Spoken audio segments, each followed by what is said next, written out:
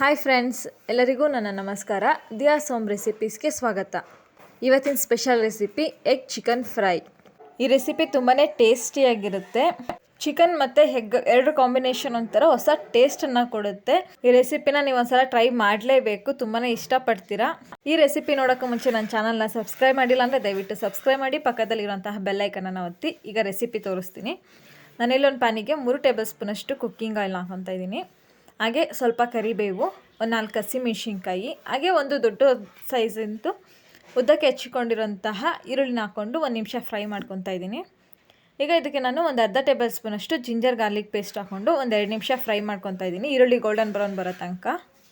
ಈಗ ಇದಕ್ಕೆ ನಾನು ಅರ್ಧ ಕೆಜಿಯಷ್ಟು ಚಿಕನನ್ನು ಹಾಕ್ಕೊತಾ ಇದ್ದೀನಿ. ಚಿಕನನ್ನು ಹಾಕ್ಕೊಂಡು ಒಂದು 2 ನಿಮಿಷ ಹಾಗೆ ಫ್ರೈ ಮಾಡ್ಕೊತಾ ಇದ್ದೀನಿ. ನಾನು ಜಸ್ಟ್ ಅರ್ಧ ಕೆಜಿ ಅಷ್ಟೇ ಚಿಕನನ್ನು ತೊಗೊಂಡಿರೋದು.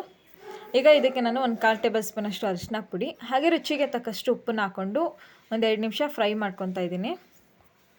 ನೋಡಿ, ಈ ಥರ ಕಲರ್ ಚೇಂಜ್ ಆಗಬೇಕು. ಈಗ ಇದಕ್ಕೆ ನಾನು ಸ್ಪೈಸಸ್ ಆ್ಯಡ್ ಮಾಡ್ಕೊತಿದ್ದೀನಿ. ಅರ್ಧ ಟೇಬಲ್ ಸ್ಪೂನಷ್ಟು ಗರಂ ಮಸಾಲ, ಅರ್ಧ ಟೇಬಲ್ ಸ್ಪೂನಷ್ಟು ಧನಿಯಾ ಪುಡಿ, ಹಾಗೆ 1 ಟೇಬಲ್ ಸ್ಪೂನಷ್ಟು ರೆಡ್ ಚಿಲ್ಲಿ ಪೌಡರ್ನ ಹಾಕ್ಕೊತಿದ್ದೀನಿ. ಖಾರ ಬೇಕು ಅಂತಂದರೆ ನೀವು ಇನ್ನೂ ರೆಡ್ ಚಿಲ್ಲಿ ಪೌಡರ್ನ ಹಾಕ್ಕೋಬೋದು. ಹಾಕ್ಕೊಂಡು ಚೆನ್ನಾಗಿ ಮಿಕ್ಸ್ ಮಾಡ್ಕೊತಾ ಇದ್ದೀನಿ. ಈಗ ಇದಕ್ಕೆ ನಾನು 1 ಕಪ್ಪಷ್ಟು ನೀರನ್ನು ಹಾಕ್ಕೊತಾ ಇದ್ದೀನಿ. ನೀರನ್ನು ಜಾಸ್ತಿ ಹಾಕ್ಕೊಳ್ಳೋದಕ್ಕೆ ಹೋಗ್ಬಿಡಿ. ಈಗ ಇದನ್ನು ನಾನು ಒಂದು 5 ನಿಮಿಷ ಬೇಯೋದಕ್ಕೆ ಬಿಡ್ತಾ ಇದ್ದೀನಿ. 5 ನಿಮಿಷ ಆದ ನಂತರ ಚಿಕನ್ ಬೆಂದಿದೆ ಅಂತ ನೋಡಿಕೊಂಡು ನಾನಿಲ್ಲಿ ಅರ್ಧ ಕೆಜಿಗೆ ಬರೀ 3 ಮೊಟ್ಟೆನ ಹಾಕ್ಕೊತಾ ಇದ್ದೀನಿ. ಬೇಕು ಅಂತಂದರೆ ಮತ್ತೆ ಆ್ಯಡ್ ಮಾಡ್ಕೊಬೋದು. ನಾನು ಜಸ್ಟ್ 3 ಹಾಕ್ಕೊತಾ ಇದ್ದೀನಿ. ಇದನ್ನ ನಾವು 1 ನಿಮಿಷ ಬೇಯೋದಕ್ಕೆ ಬಿಡಬೇಕು. ಆಮೇಲೆ ಚೆನ್ನಾಗಿ ಮಿಕ್ಸ್ ಮಾಡಬೇಕು. ಹಾಕಿದ ತಕ್ಷಣ ಮಿಕ್ಸ್ ಮಾಡೋದಕ್ಕೆ ಹೋಗಬೇಡಿ. ನೋಡಿ, ನಾನು 1 ನಿಮಿಷ ಬಿಟ್ಟು ಈಗ ಮಿಕ್ಸ್ ಮಾಡ್ಕೊತಾ ಇದ್ದೀನಿ ಚೆನ್ನಾಗಿ. ಆದಷ್ಟು ಇದನ್ನು ಲೋ ಫ್ಲೇಮಲ್ಲಿ ಇಟ್ಕೊಂಡೇ ಫ್ರೈ ಮಾಡಿ. ಎಗ್ ಹಾಕಿದ್ಮೇಲೆ ಒಂದು 2 ನಿಮಿಷ ಫ್ರೈ ಮಾಡಬೇಕಾಗುತ್ತೆ.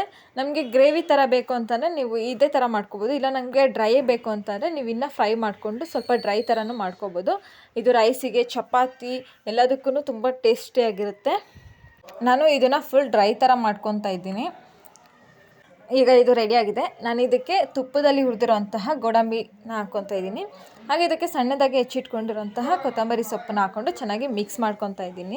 ಈ ರೆಸಿಪಿನ ಟ್ರೈ ಮಾಡಿ, ಹಾಗೆ ನಿಮ್ಮ ಫ್ರೆಂಡ್ಸ್, ರಿಲೇಟಿವ್ಸ್ ಎಲ್ಲರಿಗೂ ಕೂಡ ಶೇರ್ ಮಾಡಿ, ಅವರು ಕೂಡ ಟ್ರೈ ಮಾಡಲಿ. ಹಾಗೆ ಈ ರೆಸಿಪಿ ನಿಮಗೆ ಇಷ್ಟ ಆದಲ್ಲಿ ಲೈಕ್ ಮಾಡಿ, ಹಾಗೆ ನಾನು ಹೇಳ್ದಂಗೆ ಶೇರ್ ಮಾಡಿ. ಮತ್ತು ಯಾರ್ಯಾರೆಲ್ಲ ನನ್ನ ಚಾನಲ್ನ ಸಬ್ಸ್ಕ್ರೈಬ್ ಮಾಡಿಲ್ಲ ದಯವಿಟ್ಟು ಸಬ್ಸ್ಕ್ರೈಬ್ ಮಾಡಿ, ಪಕ್ಕದಲ್ಲಿರುವಂತಹ ಬೆಲ್ ಐಕನನ್ನು ಒತ್ತಿ ಆಲ್ ಆಪ್ಷನನ್ನು ಸೆಲೆಕ್ಟ್ ಮಾಡಿ. ನನ್ನೆಲ್ಲ ಹೊಸ ವಿಡಿಯೋಗಳ ನೋಟಿಫಿಕೇಷನ್ ನಿಮಗೆ ಬರುತ್ತೆ. ಹಾಗೆ ಈ ವಿಡಿಯೋನ ನೋಡಿದ್ದಕ್ಕೆ ಧನ್ಯವಾದಗಳು.